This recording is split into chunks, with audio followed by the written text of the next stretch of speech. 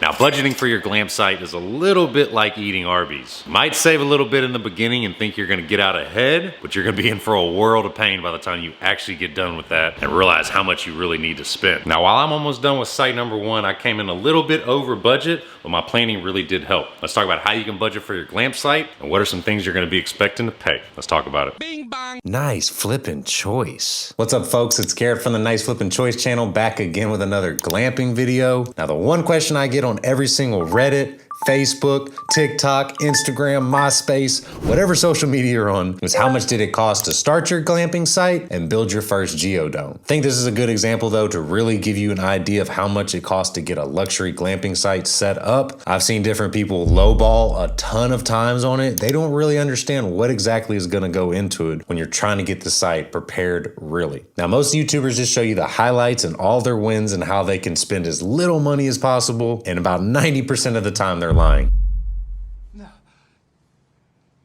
It's a lie. So let's get into the nitty-gritty of the numbers and talk about how I built my glamp site. Now, I do ask you a favor: if you are interested in glamping or finding any value in this content, please subscribe to the channel. It does help push these videos out to the YouTube algorithm so that we can grow and build the glamping industry up together. Now, I'm going to break it down in chronological order from when I started to where I'm at currently right now. Now, this does not include the land and house that I purchased about 1.5 years ago that I've been living in and renovating while we're also building up the glamp sites. So the first thing, and one of the more expensive things, but also the most important, is I decided to go with a geodesic dome as my first site that I was gonna do. I bought this from Pacific Domes. I had the 7-foot model or 24 meter, depending on where exactly you're at in the world. And they luckily had a sale going on when I bought it, so I was able to get it for about 9 to 10K. We added on a few different features like an attic exhaust fan, thermoshield paint, stove flashings, air seats, and with shipping for all of this, it ended up coming out to about 18K with taxes as well. So next we moved on to choosing our contractor. I will be putting a video out pretty soon about how I chose my contractor and what are some things that I went into. Hopefully I've linked it in the description by now by the time you've seen this video. But once we had a contractor chosen who was going to do a lot of the big bulk work that we needed and knew that we were going to have somebody overlooking, we had them up to do the deck, framing, electrical and plumbing stub outs, helping with the design, some of the inside, and a few other things. And I'll break down the cost as much as I can with going off of what I know from their scope of work from the beginning. Now, we had a deck that was perfectly formed to fit the whole geodome. They worked with Pacific Domes and my contractor to get the exact dimensions needed for this. And they also did the inside framing and some stairs leading up to the decking. This was probably in about the $10,000 range. Next, we did plumbing stub outs to the bathroom where we have a shower and a toilet and also one vanity. And we also have a small kitchenette. This plumbing stub outs probably came to about $6,000. Then we also had the electrical stub outs. These were things for the different bathroom, a few different electric sockets. They put in my electric panel, and they're going to be able to tie into the electric poles I'm getting that I'm not including in this cost. But the electrical stub outs cost about $6,000 as well. They also were providing the drywall, doors inside, and the paint, and I kind of estimated that it was about $2,000 for that. Now, after that, they did include a general contractor fee, which you need to equate into your cost usually. I could have went and subbed out a lot of these different things, but I really wanted somebody to kind of help hold my hand in this process since it was my first time. It was also their first time building a geodome, but they were highly experienced in construction and they were able to give me a lot of really good ideas that I needed. Now, this GC fee did include overseeing of the whole project, a lot of different other intricacies that you don't even realize a great general contractor will provide. And they also helped to get the permits, a commercial permit as well, and more. This was about $8,000 for this. Now, we had to also get a road back to actually where the geodome site was. We ended up getting a limestone, crushed rock, dirt road. Basically, I don't know the exact intricacies of gravel out there. We had a really good old school guy come, been doing dirt pretty much his whole life, and he laid out a pretty substantial sized driveway of crushed limestone and dirt and other rocks for about $5,000. This was probably a good 200 to 300 feet of road that they actually put down. Now, the next thing we had to get taken care of was how we're going to get water to the property. We decided to put in a water well because we're also going to tie this water well into other sites. So it came out to a little more than we wanted to spend, but it's one thing that we know when we start the second site, it's going to be very easy and a lot cheaper to get going. The water well, we were quoted at $12,000, but luckily they didn't have to dig as deep as they were thinking,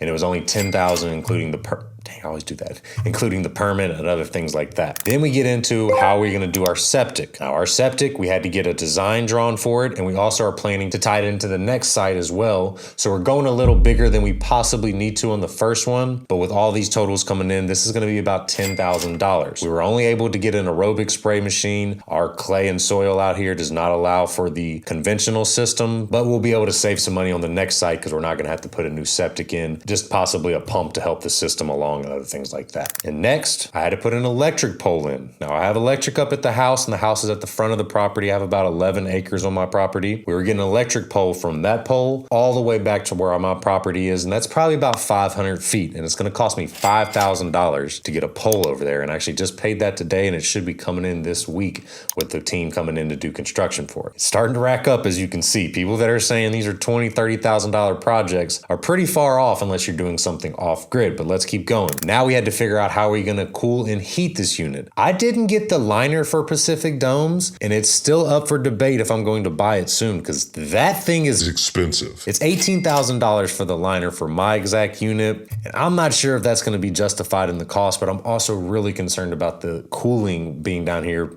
not too far from Houston in Texas coming into the summer months. Now I do have a great AC guy who that is gonna put a mini split unit in, a 2-ton. It's gonna cost about $5,000 along with the unit install and helping out with some other things with the ventilation system. Now besides the AC being something that I subbed out, another thing I subbed out from my contractor was I also went and had my own flooring and tile guy to actually do the shower. We're getting LVP throughout the dome. It's about 426 square feet. About 320 of it is in the open area, and about 100-ish of it is in the bathroom. We're putting LVP in the main area, big tile in the bathroom, and then we're also tiling out the shower. This is gonna run me about $8,000 to do all of this with labor and material, but luckily I found a really cool flooring company that will finance it all. Then we get to the last and final big doozy, the thing that I think will really set your glamp site up and your exact location is the outdoor amenities.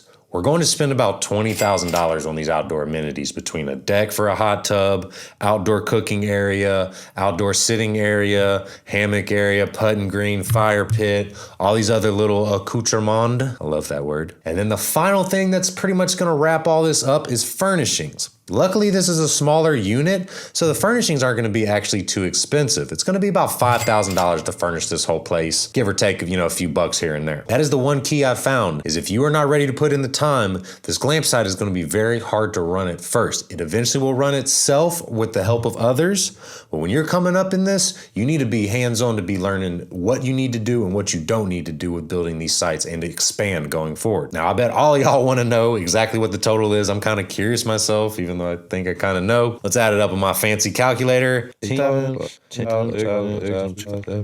10, 9, 5, 20. Got. Is anybody hiring?